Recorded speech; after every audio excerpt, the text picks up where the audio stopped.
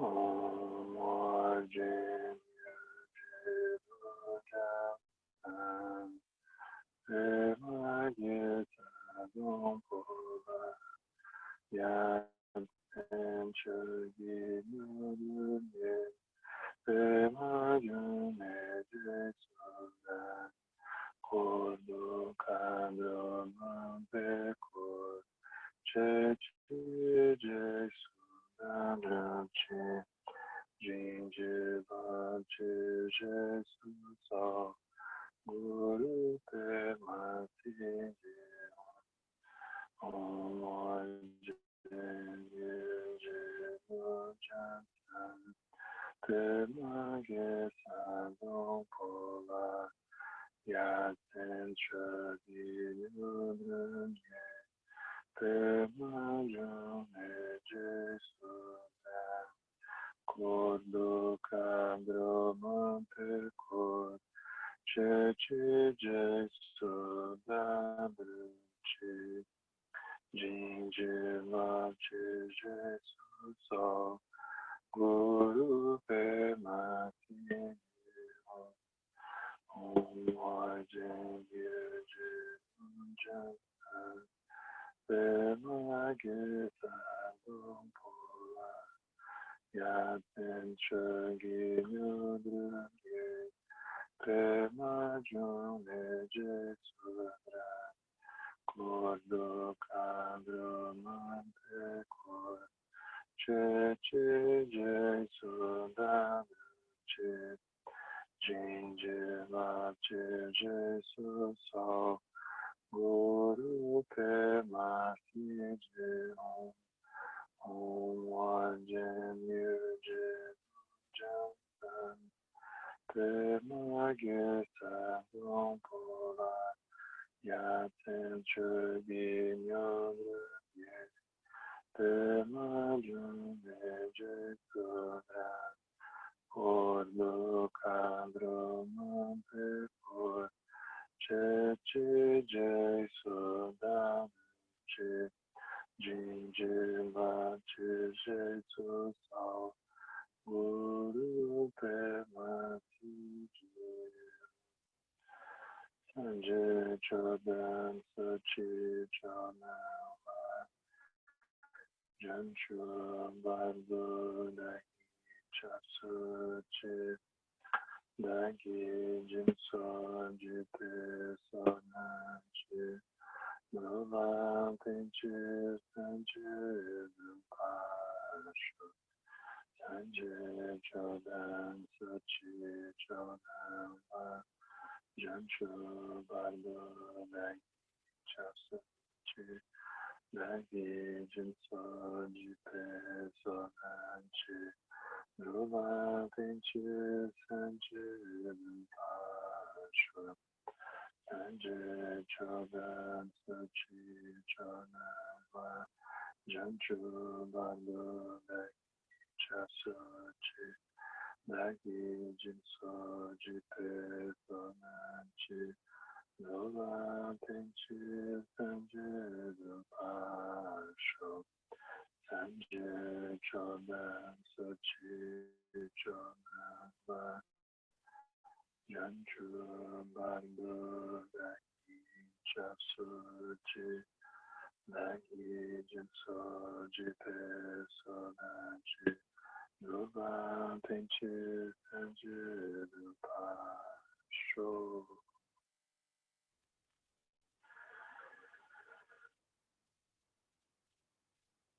Então a gente está vendo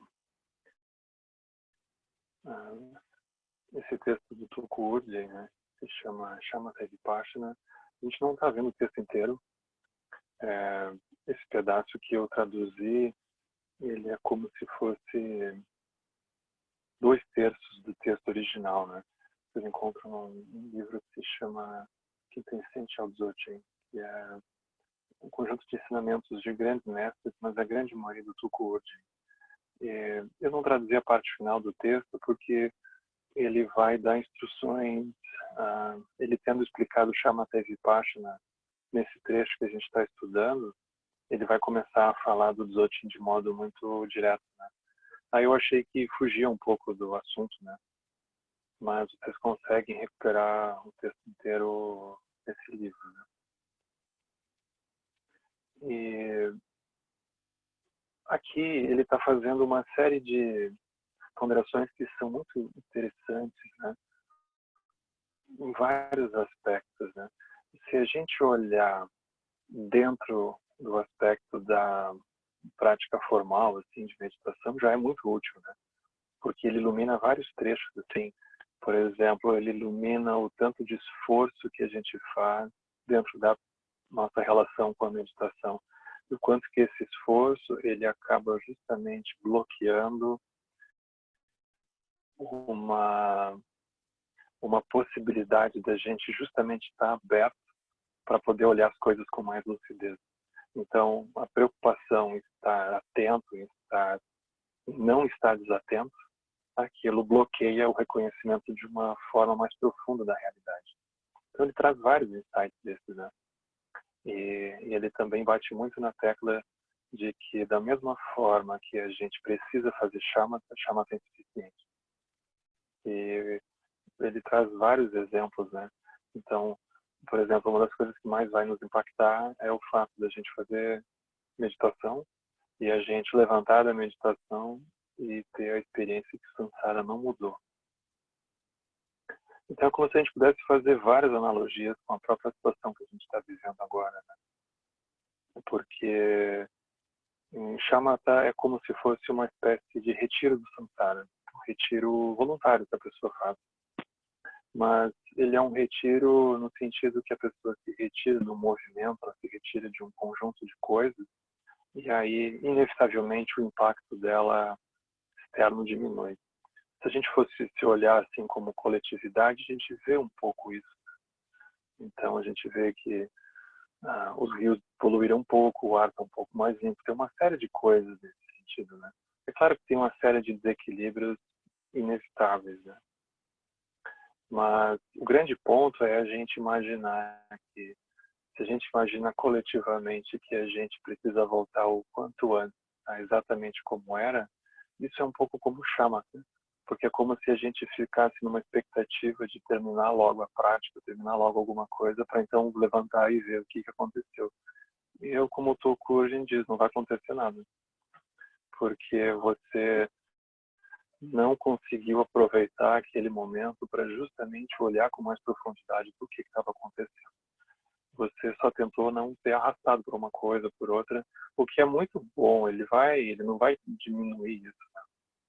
Mas como o Tokurin vai sempre nos colocar, nos empurrar em direção à liberação, é como se ele não nos deixasse ficar confortáveis em aspirar alguma coisa menor do que a liberação.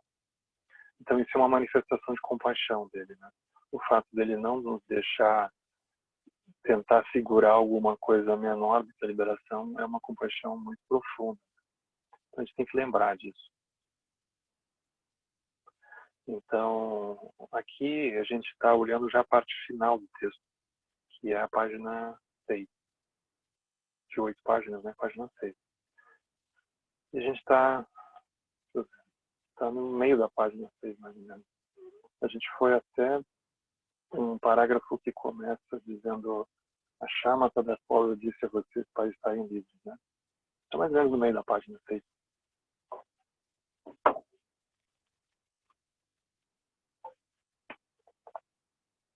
Então ele vai... Aqui ele está nesse ponto de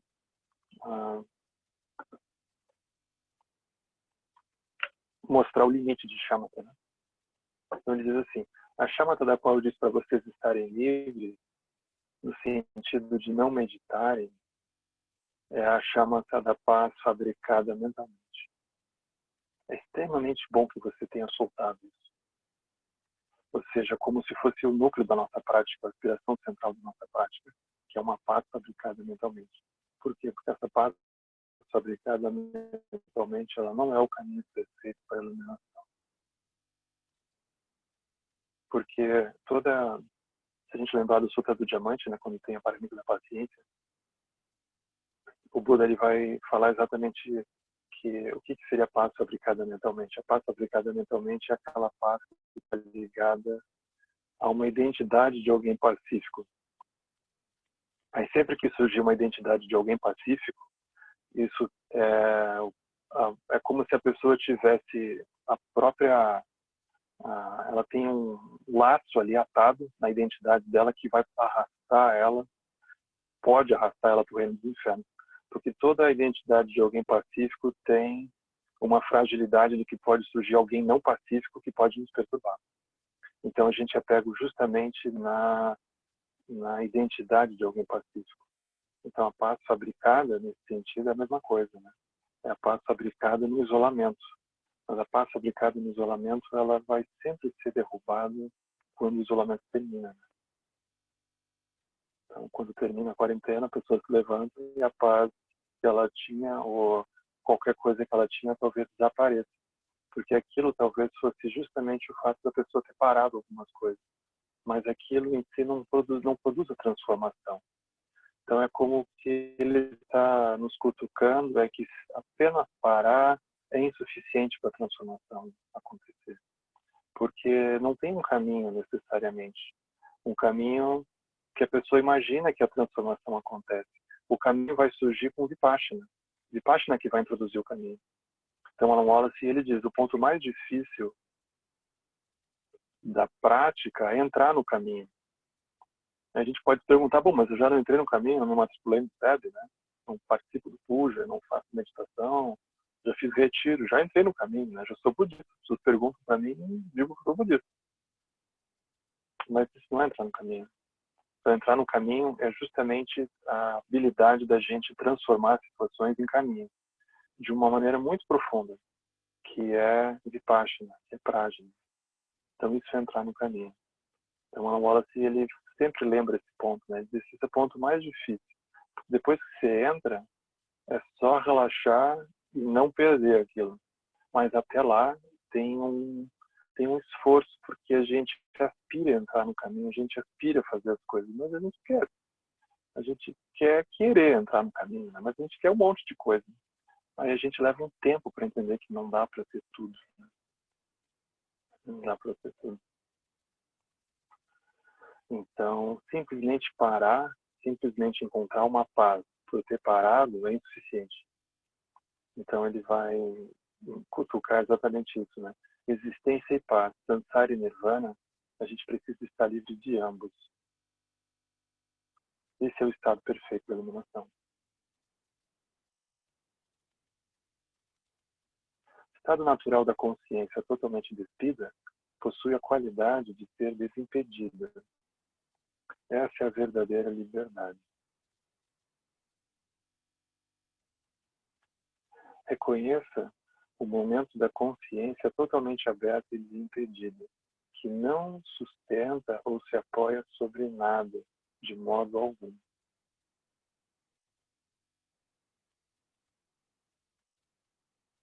Então, é a condição natural que não está sendo sustentada, ela sempre esteve lá. Então, é simplesmente, você vê que as palavras, elas são muito interessantes, né? Porque é assim, reconheça, solte, retorne. É sempre como se fosse um retorno, é um reconhecimento. Nunca é alguma coisa assim, construa algo, né? Sustente. É sempre o contrário, né? É a habilidade da pessoa soltar. Então, vocês vão vendo que tem uma convergência, né, nas próprias palavras. Então, essa não é a mera ausência de atividade mental, como ocorre na serenidade induzida. Essa aqui é a maior diferença. Essa também é a razão principal pela qual o shamatha, por si mesmo, ela não é o caminho verdadeiro para a liberação.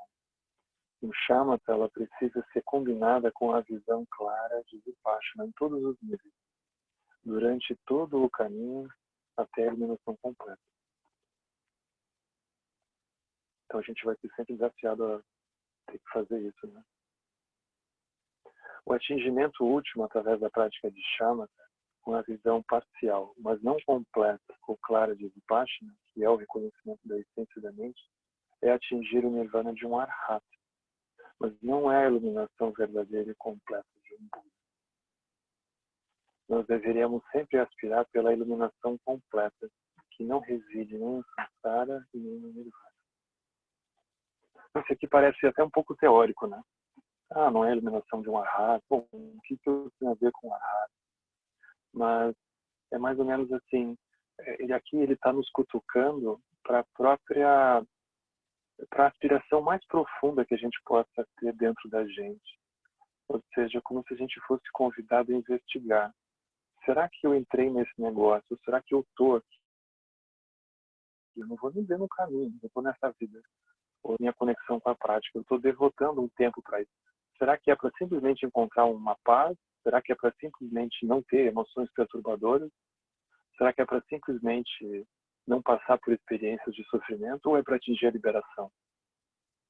Então, aqui é como se ele também estivesse alfinetando mais dentro, né? Ou seja, o que eu quero realmente disso, né? O que são essas aspirações um pouco secretas? Talvez elas não estão nem completamente conscientes para mim mesmo. Né? Onde é que eu quero de fato chegar? Então aqui ele sempre empurra para a liberação. Então é como se ele também estivesse passeando pelas diferentes aspirações que ele percebe que as pessoas possam ter, né? As pessoas podem simplesmente entrar ali porque elas querem paz, ou porque elas não querem sofrer, ou porque elas alguma coisa. Então ele vai sempre dizer, mas isso é insuficiente. Porque você pode não sofrer, mas aquilo é artificial ainda. Você não tem a lucidez. Então ele vai sempre empurrar para a liberação. Mesmo que aquilo pareça meio místico, né? Não tem problema. Mas a gente deveria colocar isso, né? Colocar isso na mesa. Essas deveriam ser as cartas assim, que ficam na mesa. Então ele vai contar uma história, essas histórias tibetanas que são muito legais, né? É também possível ter um estado meditativo sustentado de serenidade e ainda assim não está liberado. Aqui segue uma história sobre isso. Uma vez eu estava com meu pai na casa de um benfeitor. O homem que nos trouxe o chá era um meditante. Enquanto ele carregava o chá pela porta, ele de alguma forma repentinamente congelou com a chaleira de chá suspensa no ar. Dá para imaginar a cena, né? Passando por debaixo da porta com uma chaleira e aí dá pausa, né? Ele congelou. Um dos garotos quis chamá-lo, mas meu pai disse, não, deixa ele. Se ele deixar cair a chaleira de chá no chão, vai causar uma tremenda sujeira. Apenas deixe-o como está. Ele permaneceu ali por horas. E quando o sol já estava se pondo, o meu pai gentilmente chamou seu nome no seu ouvido. Lentamente ele recobrou o sentido. Aí alguém disse, o que aconteceu? Ele respondeu, o que você quer dizer com o que aconteceu? Estou trazendo chá? Aí eles disseram a ele, né, senhores, isso foi pela manhã, agora já é de tarde. Ele disse, não, é agora mesmo, eu acabo de vir com o chá. Aí ele foi questionado mais sobre o que é isso que ele experienciou. Daí ele disse, eu não experienciei absolutamente nada. Era totalmente vazio, com nada para expressar ou explicar. Apenas totalmente quieto. Quando lhe foi dito que tantas horas haviam se passado, ele ficou bastante surpreso. Porque para ele era como se nenhum momento tivesse passado. Então aqui é uma história dessas super, quase inacreditáveis, né? O Senhor da Dança, o Rinpoche conta de uma passagem parecida que aconteceu com ele, né? Ele estava no Tibete, eu até acho que ele estava em cima de um cavalo, foi alguma coisa assim. E aí ele começou a meditar e ele ficou ali um tempo, né? Um tempão. Ninguém, como ele era o Thiago do Tulpo Rinpoche, todo mundo ficou com medo de fazer alguma coisa com ele. Né? Até que chegou um monge no ouvido dele e começou a dizer para ele, você é uma fraude, você não engana ninguém, ficar sentado aí com essa cara. Ninguém acredita em você, levante daí, cheio de frescura. Aí ele deu uma raiva nele, que ele acordou naquela hora e saiu correndo atrás do monge, né? Pegar o monge.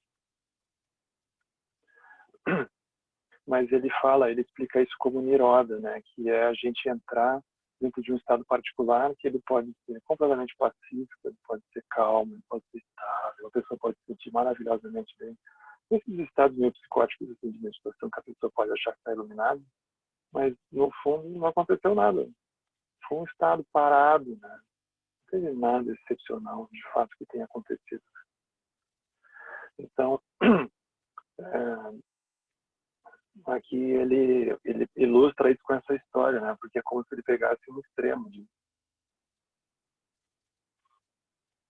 Então, o ponto-chave aqui nesse contexto é não meditar. Isso não significa que você tenha que desprezar todos esses anos de treinamento que você dedicou à meditação. Tal treinamento ele foi benéfico no que se refere a ter menos pensamentos.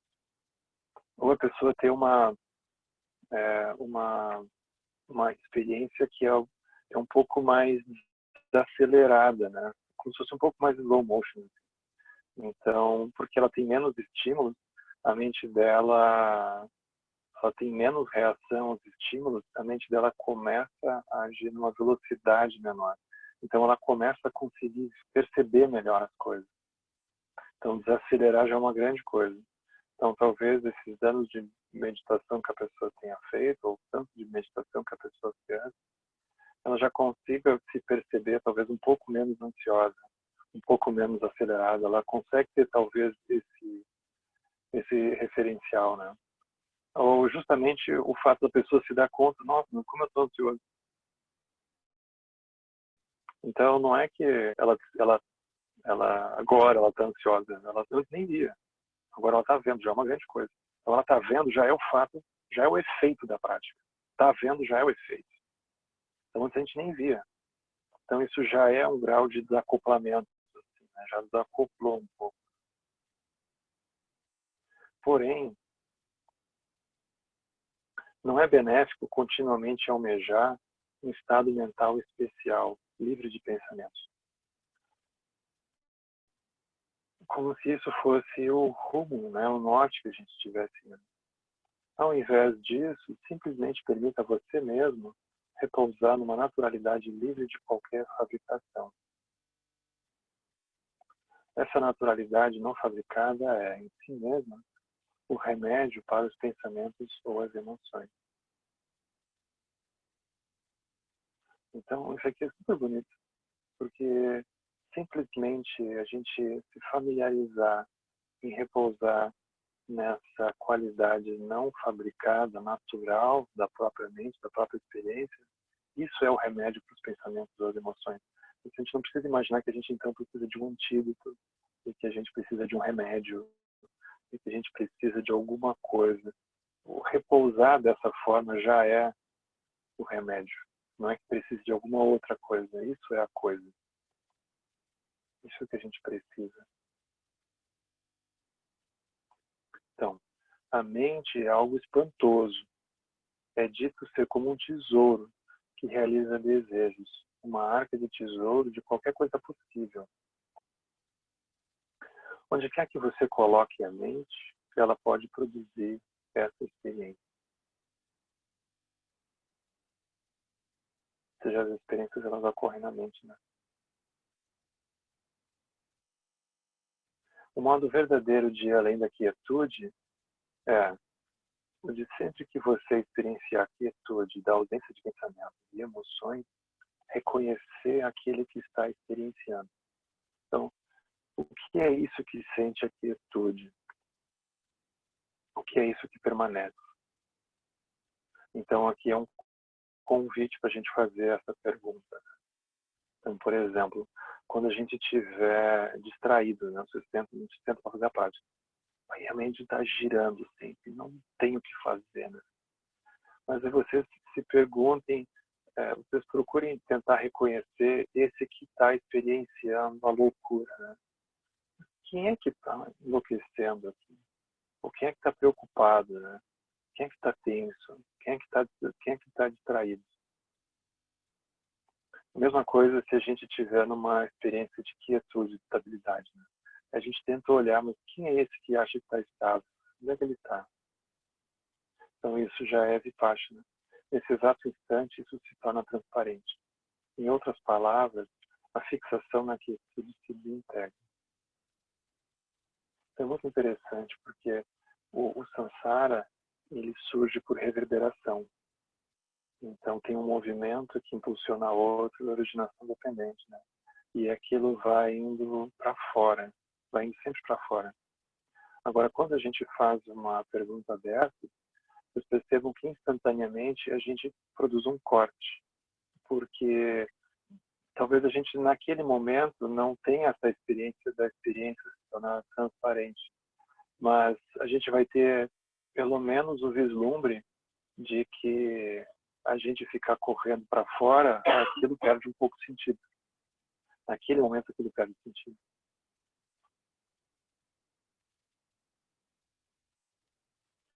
Quando o shamatha, nesse exato instante isso se torna transparente. Em outras palavras, a fixação na quietude se desintegra. Quando o shamatha é destruída ou se desintegra, há então a verdadeira vacuidade, uma vacuidade natural. Essa vacuidade primordial é o Dharmakaya, indivisível do Sambhogakaya e do Nirmanakaya. É a natureza dos três kayas, um instante da essência da mente. Shamatha macula os três kayas com trabalho. Shamatha é para a classe operária, é para os proletários. Tem que trabalhar, tipo formiga, assim, né? Tem que cumprir horário, e dar dor nas costas, e tem que bater ponto, né? E tem a planilhazinha da pessoa preenche. Aí a pessoa, se não faz, fica com culpa, e aí fica pensando que ela tem que compensar, igual, pessoal, trabalho. Mas é tipo assim, esse negócio, entrar no caminho, o trabalho desaparece, porque desaparece o esforço, né? Tipo nobreza, assim, né? A galera relaxa, não tem muito o que inventar, né? Nós não, nós estamos na classe operária ainda, né? Operária do Samsara e do Dharma, nós precisamos suar para fazer a coisa acontecer, né? Então, um pouco a gente precisa fazer isso, né? Mas a gente já poderia também treinar, enxergar isso de um jeito mais profundo. Né? Por quê? Porque os três kayas, eles mesmos são totalmente sem esforço.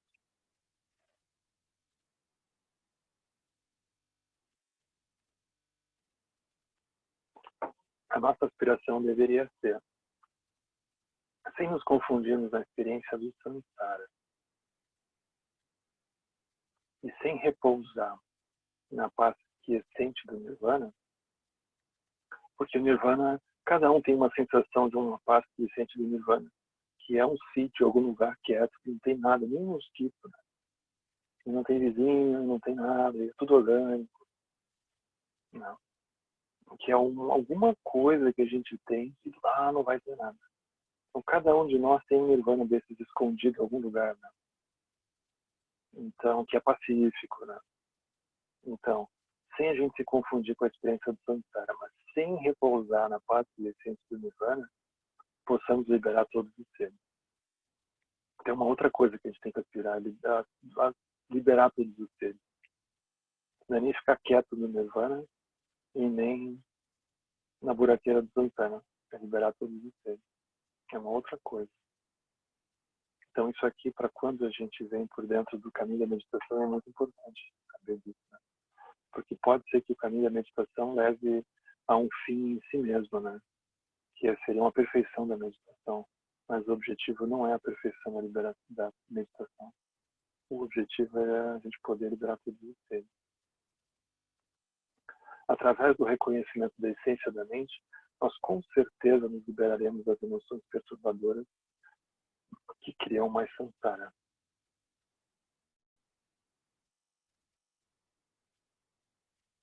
Mas atingir a paz da ausência das emoções perturbadoras não é o suficiente para ir além do nirvana. Então é insuficiente a nossa aspiração de ter menos raiva, ter menos apego, ter menos ciúme, ter menos inveja, é insuficiente. Então aqui ele também aumenta o desafio, né? Ele não nos deixa acomodar numa aspiração dessa. Então ele diz, olha, vamos em frente. Portanto, firme a decisão de ir além de ambos. Importante. Aí ele vai dizer, há um jeito de ter 100% de certeza que a sua prática espiritual vai na direção correta. E é super simples, é apenas o das 3 excelências.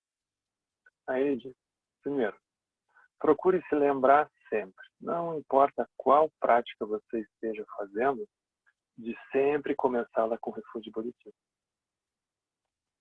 Então esse aqui é um manual básico, né? Bota assim, presta 7 linhas, refúgio bodhisattva. Não importa o que, né? Faz isso no início. Faz de verdade, né?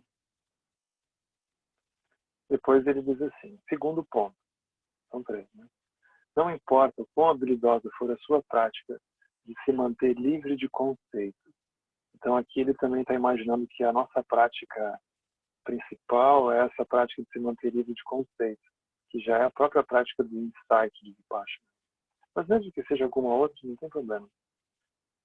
Então, não importa o quão habilidosa for a sua prática de se manter livre de conceitos, apenas treine no melhor da sua habilidade durante a parte principal da sessão. E ficar se comparando, né? Não faça o melhor que você puder, apenas isso, é o suficiente. E ao final, o terceiro ponto, sempre finalize dedicando mérito para todos os seres sencientes e formulando aspirações puras. Unir a sua prática espiritual com essas 3 excelências garante que você estará andando na direção correta. Então a gente cria uma paisagem mais ampla para fazer o que a gente está fazendo, porque a gente já começa com o refúgio bodhicitta e termina dedicando os méritos. Então a gente descentraliza a nossa autoimportância de querer atingir a liberação de alguma coisa, porque a gente volta para aquele ponto, possamos liberar todos os seres. Então a gente, sem perceber, a gente cria um outro ambiente onde a prática é feita. O ambiente, ele tem mais importância do que eventualmente alguma coisa técnica que a pessoa imagine que aconteça no meio da prática dela. Porque aquela coisa técnica que acontece no meio da prática dela pode estar vindo dentro de um ambiente completamente autocentrado. Mas se a pessoa não tem essa percepção, ela pode dar uma importância excessiva àquele aspecto técnico. Eu estava lá e aí parou os pensamentos, eu vi uma luz, quieto, sem calmo, eu quase levitei. Meus chakras se arrumaram, mas a pessoa pode ser que esteja numa bolha, né? Uma bolha ultra autocentrada. Então aqui a gente descentraliza.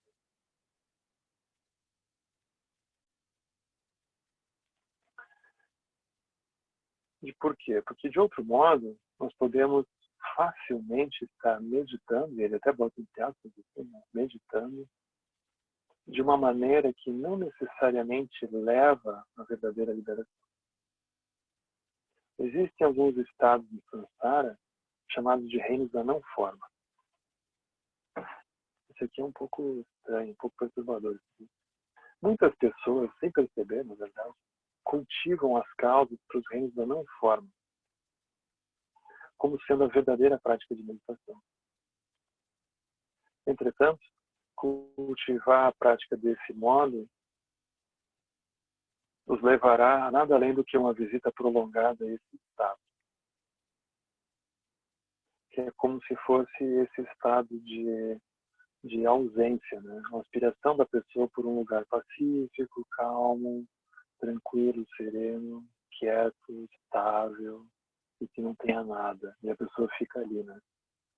Então a pessoa, se isso for a aspiração principal da prática ou da vida da pessoa, ela começa a cultivar karma para de fato ir para lá, né? O que acontece?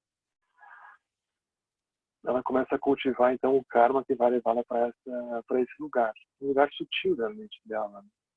Então, sempre que algo é deliberadamente mantido na mente, aos poucos aquilo vai se tornando mais fácil, porque a mente assume o hábito de fazer desse modo. Então é o próprio karma. A pessoa cultiva, e irriga, e poda, e cuida daquilo que acaba acontecendo no estado. Ao final, o praticante acredita que esse estado ele é totalmente sem esforço. Aí vem o depois, né? Aí ele diz assim: pode-se empregar esforço de um modo prolongado para repousar na ideia de vacuidade, ou apenas repousar na sensação de estar claro e quieto. Então, atinge-se esse estado. Finalmente a pessoa atinge. Mas devido ao fato desse estado sutil, né, ele ser um produto, ou seja, ele foi construído dentro da meditação da pessoa, ao final esse estado desaparece. Então, porque aquilo é construído, aquilo tem uma hora que termina. A gente pode não suspeitar como que aquilo pode vir a terminar ou qualquer coisa desse tipo, né? Mas aquilo vai acontecer. Então, ao final, aquele estado desaparece. Vocês olhem que perturbador isso, né? Amortecido por um reino dos deuses sem forma, você acorda após uma longa e bela estadia no reino da meditação. onde a pessoa acorda, assim, andava por lá, e descobre que o seu corpo morreu há algum tempo, em algum ponto do passado. Opa. Você reconhece: eu estou morto. Eu não estou liberado, apesar de tudo que eu fiz, todos os retiros que eu fiz, e toda essa meditação não serviu para nada. Aí, nesse instante, o ressentimento que você tem devido à futilidade dos seus esforços se torna a causa direta para o renascimento em algum dos reinos inferiores. Então, o ressentimento ele vem do quê? Ele vem de uma expectativa da pessoa, uma expectativa autocentrada da pessoa atingir alguma coisa. Aí, quando ela vê que depois de todo aquele esforço, aquilo não veio, o ressentimento produz, ele já é o próprio karma negativo surgindo na mente da pessoa. Assim, faz uma tremenda diferença ao que neste momento você reconhece como seu estado meditativo e com qual motivação você pratica. Então, a pessoa pode perguntar: como é que eu me livro disso, né? Como é que eu não caio? Ele já responde aqui, né? É a motivação que você pratica. Então, não é que a pessoa ela fez alguma técnica diferente para enfim isso aqui vir acontecer. É a motivação da pessoa. A pessoa está fazendo aquilo de um jeito centrado, né? É a motivação que vai direcionar o que vai acontecer com a pessoa e não algum aspecto técnico. É a motivação. Então isso se resolve pela motivação, não por alguma coisa técnica, né? Para muitas pessoas, shamatha pode ser um modo de prepará-las para o reino da não forma. Isso pode também ser simplesmente um aquietar a mente, ou imaginar um estado de vacuidade. Ou seja, a pessoa de tanto ouvir sobre a vacuidade, ela cria alguma coisa parecida, ela fica imaginando: como é que será que é a vacuidade? Será que é por aqui? Então ela imagina, né? Também não é por aí. Então tenta-se repetidamente aquietar a mente, acalmá-la, manter a ideia da vacuidade, sem um real conhecimento sobre o que é isso que está sendo sustentado.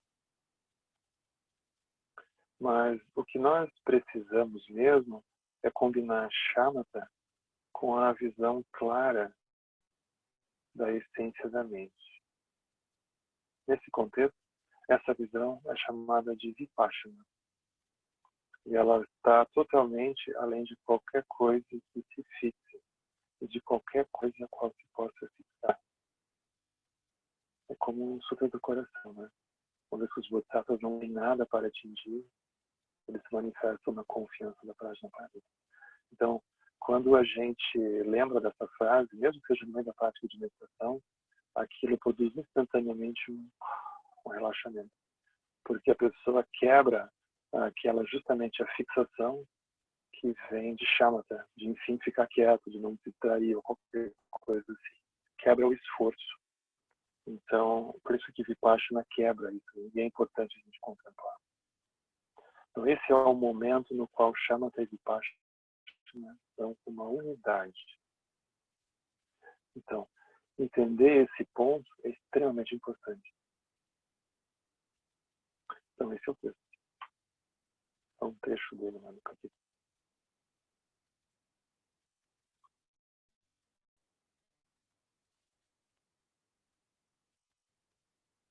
Então, eu quis trazer esse texto porque ele é muito interessante, né? A gente está vendo dentro dos 12 elos, né? Que é a vidya. Então, da mesma forma que a gente pode pegar aquele exemplo do cubo e aplicar para diferentes situações da nossa vida, né? A gente vê que o cubo não está dentro do cubo, né? Da mesma forma que os nossos familiares não estão dentro dos nossos familiares, mais diferentes que sejam, né? E as coisas da nossa casa não estão dentro das coisas da nossa casa. A gente vai ver que tudo a gente vê como um cubo, né? Mas para que a gente pudesse também ter uma referência de como que seria a gente acessar essa visão por dentro do silêncio, né, de uma maneira natural, aí esse texto do Turco é muito interessante, porque é como se Shamatha representasse o fato da gente olhar para o cubo e ver que o cubo está lá, e a gente fica calmo olhando para o cubo. Mas aquilo não ultrapassa o cubo. Né? Não ultrapassa. A gente precisa de Vipassana. O Vipassana é o exercício da gente reconhecer com profundidade as coisas. Então, na semana que vem, a gente já dá sequência ao segundo elo, né? Então a gente volta para o texto e aí começa a olhar agora os elos de novo, né? Então é isso. Como a gente não se encontrou semana passada, né? No domingo, pensei de deixar um tempo aqui para a gente conversar um pouco. Oi, Henrique. Boa noite. Oi, Francisco. Tudo Boa bem? noite. Tudo bom, tudo bom. Tudo bem aí em Vitória? Tá quente, fazendo calor. Quase verão. Que bom. Que bom. Como é que é essa transição das meditações, assim, Shamatha e Vipassana? Se elas seriam feitas assim em sequência? Você começa com Shamatha, depois passa para Vipassana, faz em horário diferente? Como é que...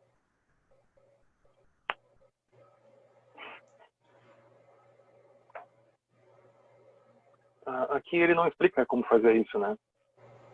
Então, por exemplo, uma coisa que eu faço comigo mesmo, né? E eu sempre convido as pessoas a fazerem é que a primeira coisa a ser feita quando a pessoa sentar, por exemplo, é ela ter a experiência de aterrissar na almofada de fato. Ou seja, a pessoa senta, ela dá uns minutos assim para ela sentir que ela está de fato aterrissando. Porque a gente, quando vai sentar, a gente está sentando porque a gente estava em pé, vamos supor, não estava fazendo alguma outra coisa. Então, o nosso corpo estava num outro lugar, mas a nossa mente também estava.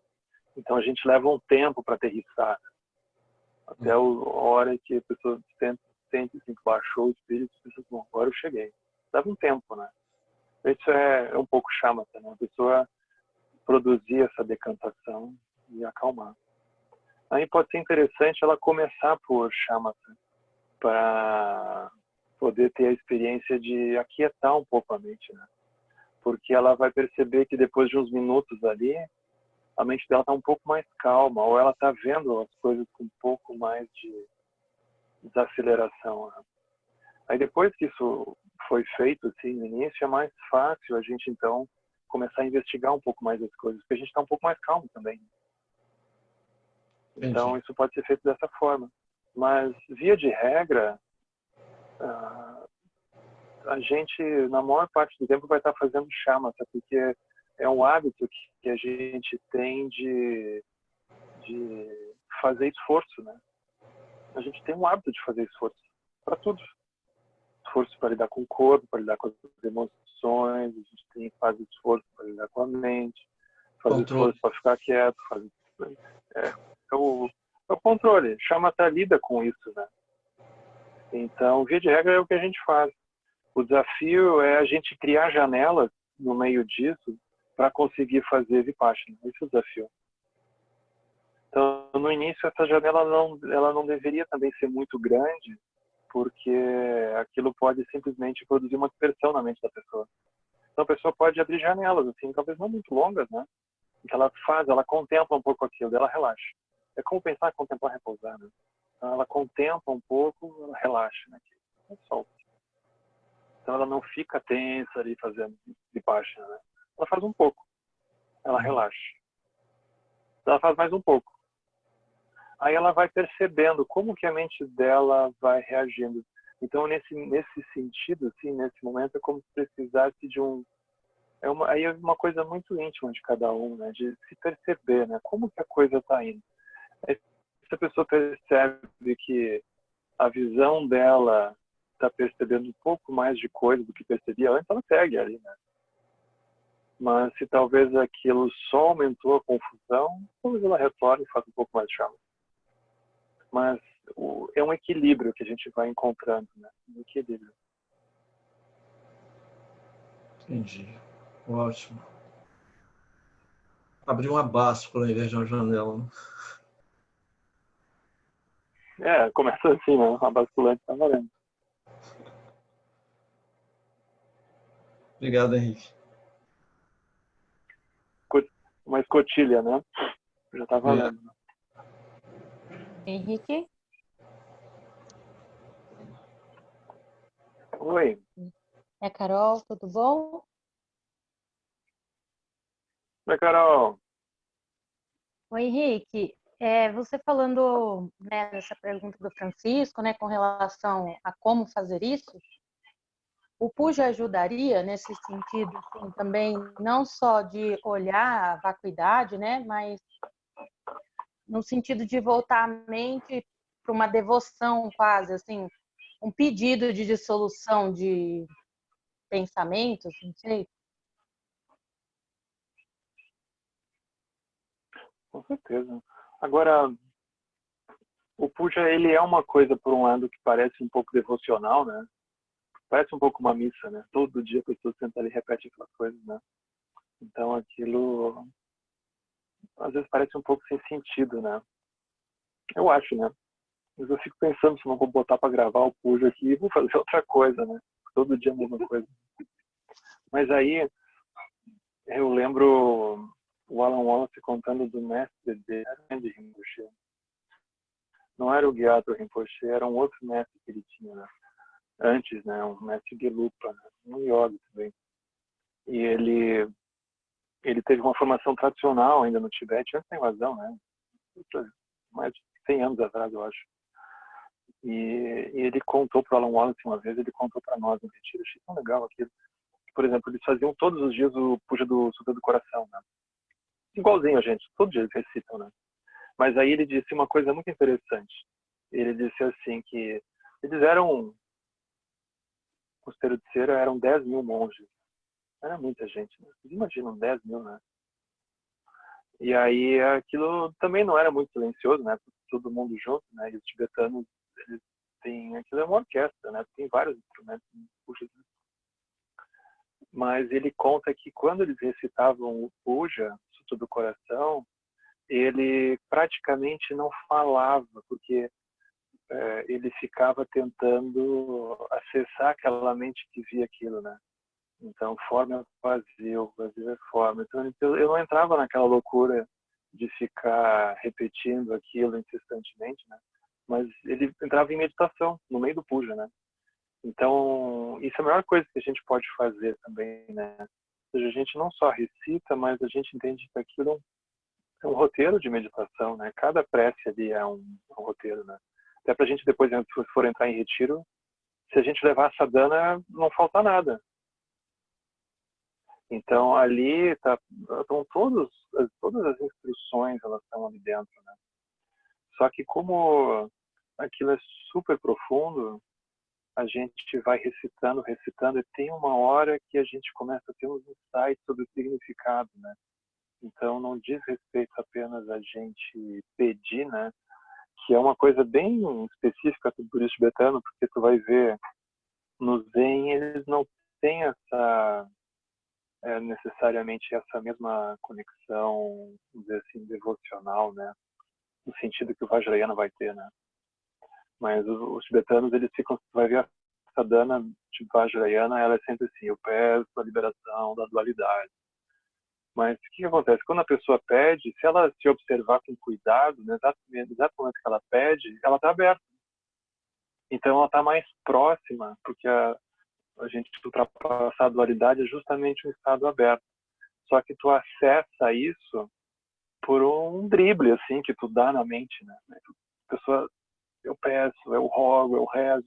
Exatamente que a pessoa faz isso, ela está completamente parada, assim. Se ela está pedindo de coração, né? Ela está aberta. Isso já é a bênção, né? Não é alguma outra coisa que alguém vai dar para ela, né? Essa abertura já é a própria bênção, né? Da prática. Então é um meio hábil, o Vajrayana, tudo ele é o caminho dos meios hábeis. É muito interessante isso. Então a gente pode olhar nesse sentido devocional, mas a gente também tem que olhar como roteiro de meditação, né? Que é também. Então cada prece ali, essa sadhana do céu é muito impressionante, né? Porque são as preces que o Rinpoche trouxe, né? Gotas de sabedoria. Então, muito profundo aquilo. Boa noite, Henrique. Leonardo, tudo bom? Posso perguntar? Oi, Léo, tudo bom, cara? E aí? Tudo bom, tudo jóia. Obrigado, muito interessante esse assunto e eu acho que você expôs, gostei muito do jeito como você expôs. Eu andei faltando, né? Então eu queria fazer uma pergunta que talvez já tenha sido respondida ou talvez esteja no texto, mas se não tiver, de repente, você puder explicar isso, assim, qual é a instrução assim abreviada para Vipassana? Como é que a gente faz a meditação Vipassana? Desculpa se é uma pergunta muito redundante. Uhum. Não tem uma única forma, sabe?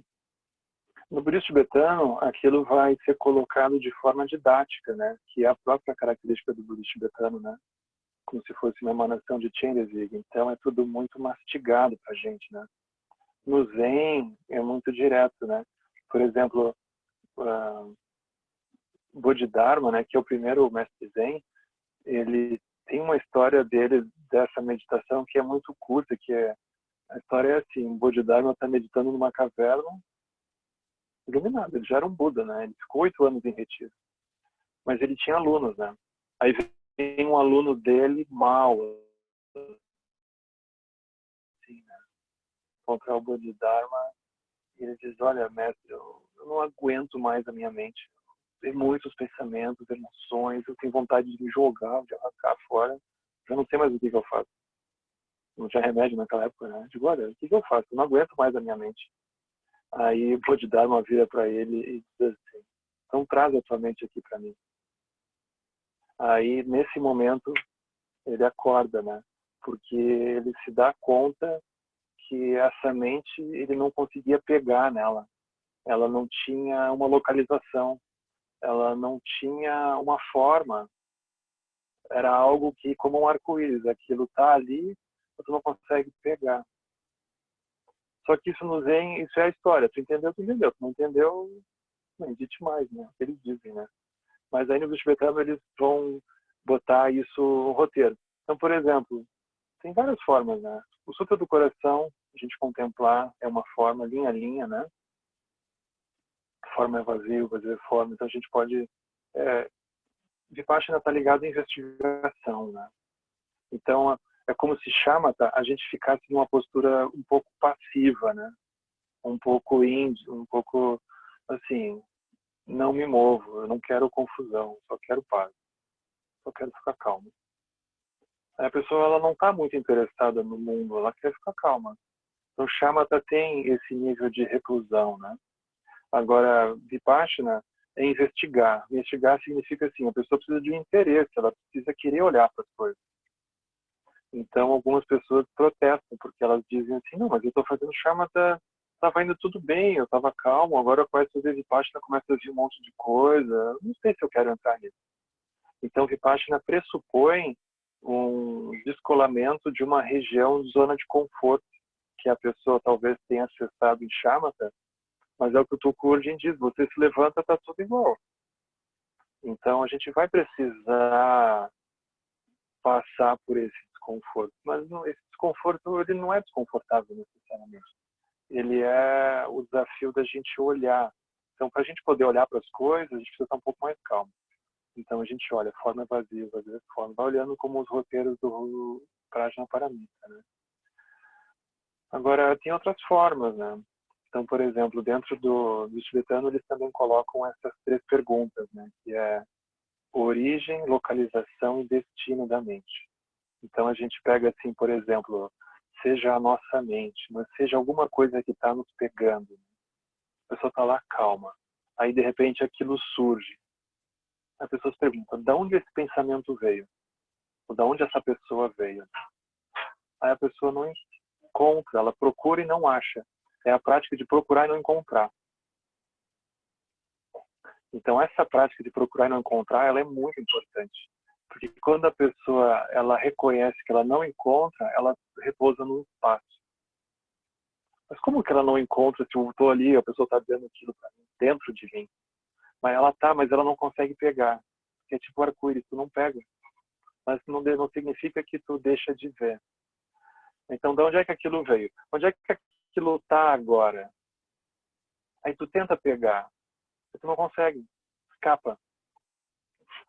Aí aquilo, quando tu relaxa, aquilo escapa, vai embora. Para onde é que aquilo foi? Onde é que aquilo ficou guardado, né? Onde é que aquilo se escondeu?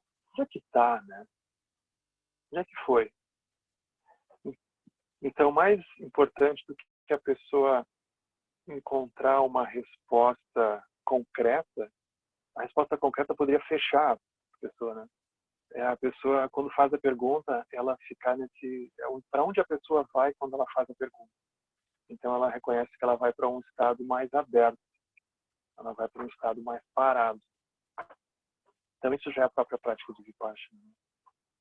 Aí, no SEB, a gente faz também essa prática do roteiro dos 8 pontos para Prajnaparamita. É uma outra forma da gente fazer Vipassana, né?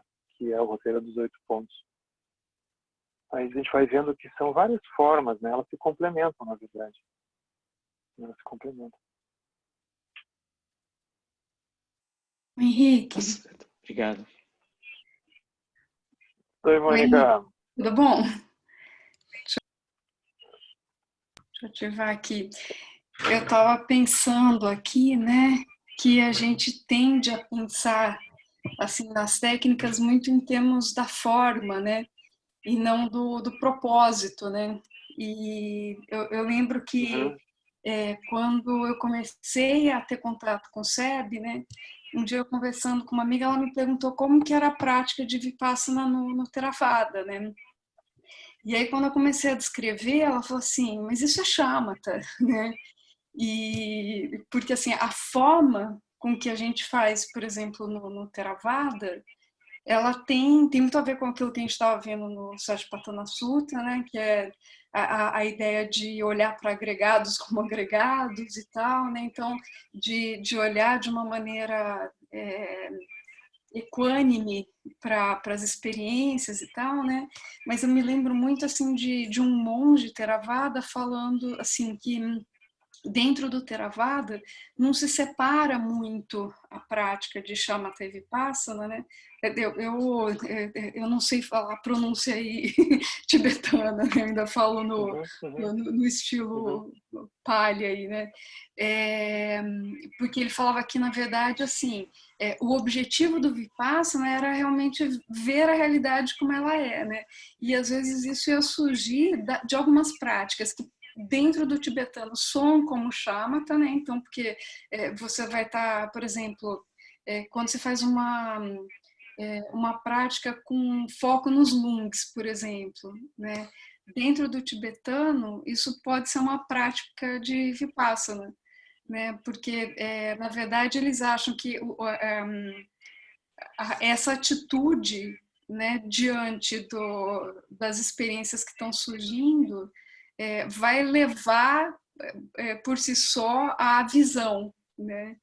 Então, eu fiquei pensando muito nisso, assim, se a gente às vezes tenta fazer essas distinções, porque a gente tenta estabelecer em termos da forma, assim, e na verdade é do que a gente está buscando ali com cada prática. Não sei se faz sentido isso para você que eu estou falando. Uhum. Porque em termos de forma, eu acho muito parecido.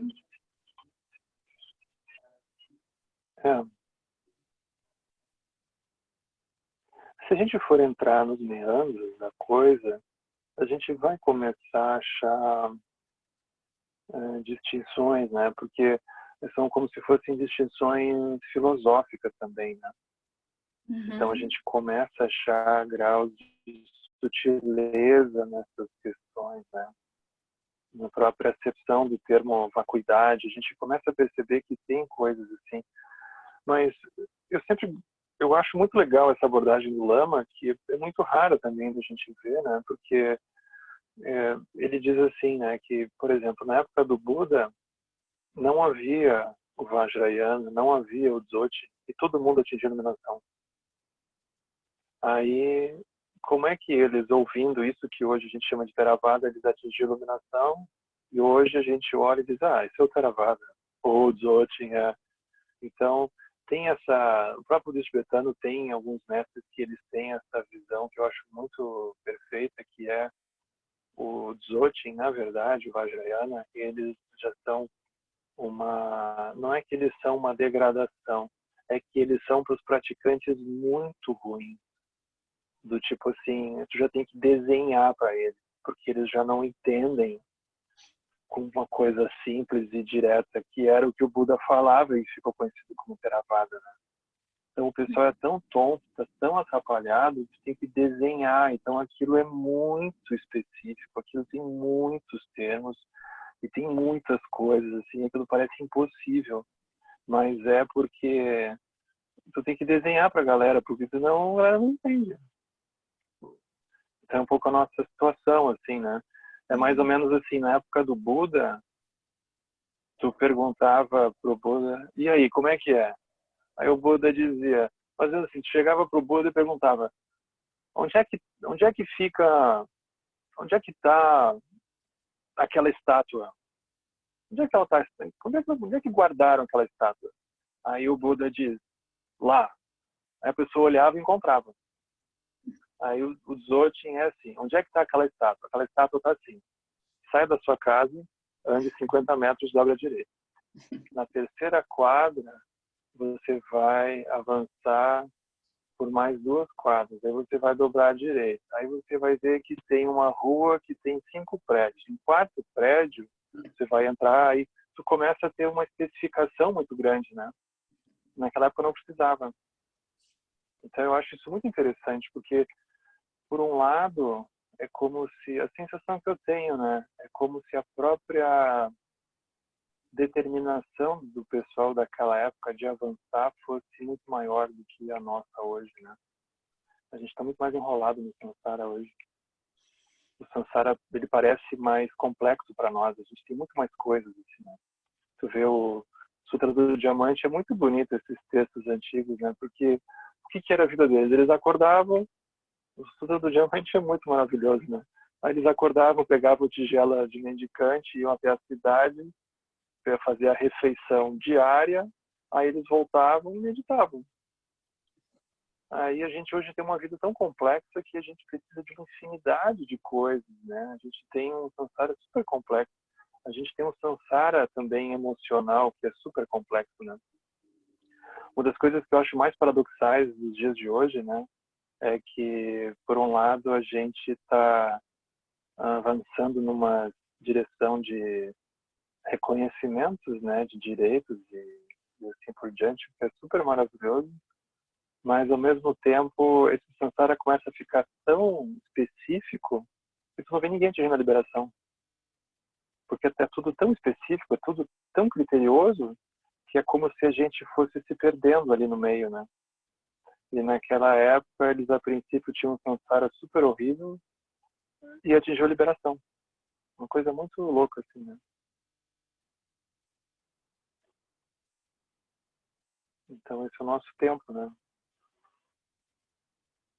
Então, é de fato, né? Não é a instrução em si que vai determinar ou não onde é que a pessoa vai chegar, mas é o lugar que a pessoa se relaciona com a instrução. Isso tem mais peso do que a instrução em si, né? Não é a instrução que determina o que vai acontecer, mas é como é que a pessoa digere aquela instrução, né? Então, isso é muito importante a gente contemplar, porque senão é como se a gente começasse a ficar fixado numa ponta. Aí tu vai ver, naquela época, eles aparentemente ouviam o que hoje a gente chama de Theravada, eles atingiram a iluminação completa. Hoje as pessoas ficam ouvindo Dzogchen no YouTube, em podcast, no Twitter, no Facebook, e estão aí, né? É muito impressionante.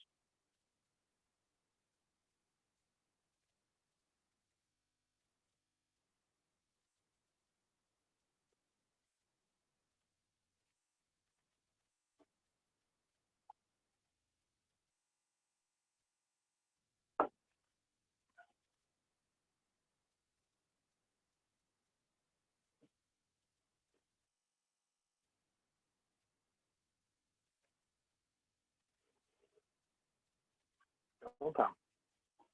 Então acho que a gente termina por aqui e a gente vai conversando. Que os méritos deste encontro se expandam e toquem a todos. Que o Mestre Universal da Paz e da Compaixão, Sua Santidade Dalai Lama, juntamente com todos os mestres de todas as tradições ridículas a mensagem, tenham longa vida. Todos estejam a salvo de gerar pensamentos negativos, o obstáculo mais destrutivo.